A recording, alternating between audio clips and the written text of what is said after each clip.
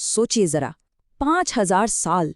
इतने कम समय में इंसानियत ने खानाबदोश जिंदगी से निकलकर ऐसे ऐसे साम्राज्य बना दिए जिनकी विरासत आज भी जिंदा है। ये सिर्फ इतिहास की बात नहीं है, ये हमारी अपनी दुनिया की बुनियाद की कहानी है। तो सवाल यही उठता है कि आखिर ये हुआ कैसे?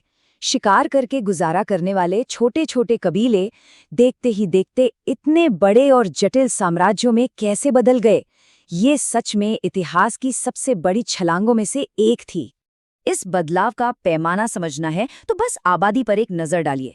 10,000 ईसा पूर्व में पूरी दुनिया की आबादी आज के किसी छोटे शहर जितनी ही थी, और फिर बूम, 500 ईस्वी तक ये 100 गुना से भी ज्यादा बढ़ गई। ये सिर्फ नंबर्स नहीं है, ये एक सोशल एक्सप्लोजन था, एक ऐसा धमाका जिसने हमारी दुनिया को हमेशा हमेशा के लिए बदल दिया। तो इस पूरे सफर को समझने के लिए हम इसे कुछ हिस्सों में देखेंगे।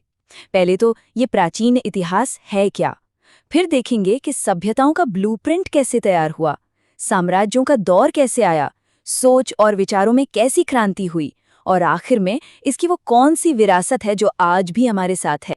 चलिए सबसे पहले शुरू करते हैं बिल्कुल बेसिक से। जब हम कहते हैं प्राचीन इतिहास, तो इसका मतलब क्या है? आखिर ये दौर शुरू कहाँ से होता है? इसकी शुरुआत होती है एक गेम चेंजिंग आविष्कार से, और वो है लिखना। यही वो पल है जब इतिहास प्री हिस्ट्री से अलग हो जाता है। मतलब जब इंसान ने पहली बार अपनी कहानी, अपने कानून, अपने ज्ञान को रिकॉर्ड करना शुरू किया। तो ये दौर है लगभग 3000 ईसा पूर्व से लेकर 500 ईस्वी तक का। अब ये एक बहुत लंबा समय है, तो इसे हम टेक्नोलॉजी के हिसाब से कुछ हिस्सों में देख सकते हैं। सबसे पहले आया कांस्य युग, जिसने खेती और लड़ाई का तरीका ही बदल दिया। फिर आया लौह युग, जिसने और भी मजबूत और सस्ते औजारों से साम्राज्यों को फैलने में मदद की। और फिर आया क्लासिकल दौर, जहां सोच और संगठन अपने पीक पर पहुंचे।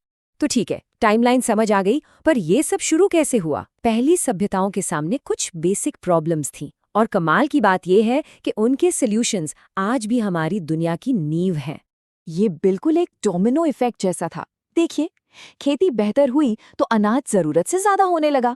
अब जब पेट भरने की चिंता नहीं रही, तो लोगों ने एक जगह बसना शुरू कर दिया, और यहीं से शहर बने। अब शहरों में हजारों लोग थे, तो जाहिर है हर कोई खेती तो कर नहीं सकता था। बस यहीं से अलग अलग काम, अलग अलग पेशे बनने लगे। और जब समाज इतना कॉम्प्लेक्स हो गया, तो हिसाब किताब रखने के लिए, व्यापार और कानूनों को रिकॉर्ड करने के लिए लिखने की जरूरत महसूस हुई। मेसोपोटामिया को यूं ही सभ्यता का पालना नहीं कहते। वजह सिर्फ शहर या खेती नहीं थी। असल में उन्होंने समाज को चलाने के लिए एक तरह का ऑपरेटिंग सिस्टम तैयार किया था। सोचिए, सेंट्रलाइज सरकारें, लिखे हुए कानून, एक ऑर्गेनाइज्ड आर्मी। ये सब क्या थे? ये सोशल टेक्नोलॉजीज थीं, हजारों लोगों को एक साथ एक सिस्टम में चलाने के तरीके। तो जब सभ्यता का ये बेसिक ब्लूप्रिंट रेडी हो गया, तो अगला सवाल था, इसे कितना बड़ा बनाया जा सकता है? और बस यही से शुरू होता है साम्राज्यों का दौर, जहां ऑर्गेनाइजेशन को एक ऐसे स्केल पर ले जाया गया जिसकी पहले किसी ने कल्पना भी नहीं की थी। अब देखिए, लाखों लोगों पर राज करना कोई बच्चों का खेल नहीं था। ये एक बहुत बड़ी चुनौती थी, और अलग अलग साम्राज्यों ने इसके लिए अपने अपने ऑपरेटिंग सिस्टम बनाए। जैसे फारस ने जबरदस्त सड़कों का जाल बिछाया ताकि इंफॉर्मेशन और आर्मी तेजी से मूव कर सके। वहीं चीन में हान डायनेस्टी ने एक एजुकेटेड ब्यूरोक्रेसी, मतलब पढ़े लिखे अफसरों की फौज तैयार की। और रोम ने तो अपनी इंजीनियरिंग और मजबूत कानून के दम पर एक विशाल इलाके को कंट्रोल में रखा।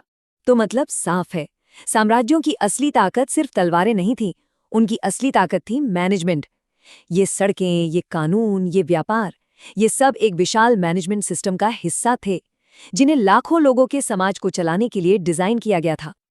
लेकिन साम्राज्यों ने सिर्फ जमीनें नहीं जीती, उन्होंने एक बहुत कीमती चीज दी, और वो थी स्टेबिलिटी, स्थिरता। और जब लोगों को हर रोज सिर्फ जिंदा रहने के लिए संघर्ष नहीं करना पड़ता, तो वे बड़े सवाल पूछने लगते हैं, जैसे कि हम यहाँ क्यों हैं, सही क्या है, गलत क्या है। इतिहासकार इस दौर को एक्सियल एज या अक्षय युग कहते हैं। क्यों? क्योंकि ये इंसानी सोच के इतिहास का एक सेंटर पॉइंट था, एक धुरी था। पूरी दुनिया में लगभग एक ही वक्त पर बड़े बड़े फिलोसोफर और धार्मिक विचारक सामने आए, और उन्होंने हमारी नैतिक और आध्यात्मिक दुनिया की नींव रखी। और सबसे कमाल की बात पता है क्या है? ये कोई एक जगह नहीं हो रहा था, ये एक ग्लोबल फिनोमेनॉन था। चीन में कन्फ्यूशियस समाज को चलाने के नियम बता रहे थे, तो भारत में बुद्ध दुख से निकलने का रास्ता दिखा रहे थे, और ग्रीस में सोक्रेटिस और प्लेटो लॉजिक और नॉलेज की बातें कर रहे थे। ये लोग एक दूसरे को जानते तक नहीं थे, लेकिन सबके सब इंसानियत के सबसे बड़े सवालों के जवाब तलाश रहे थे। तो इस 5000 साल की कहानी का अंत कैसे होता है? और उससे भी बड़ा सवाल, इसकी लेगेसी क्या है? इसने हमारे लिए ऐसा क्या छोड़ा जो आज भी हमारे काम आ रहा है? हाँ, रोमन एम्पायर जैसे बड़े बड़े साम्राज्य खत्म हो गए, उनकी पॉलिटिकल पावर बिखर गई, बड़ी बड़ी इमारतें खंडहर बन गईं।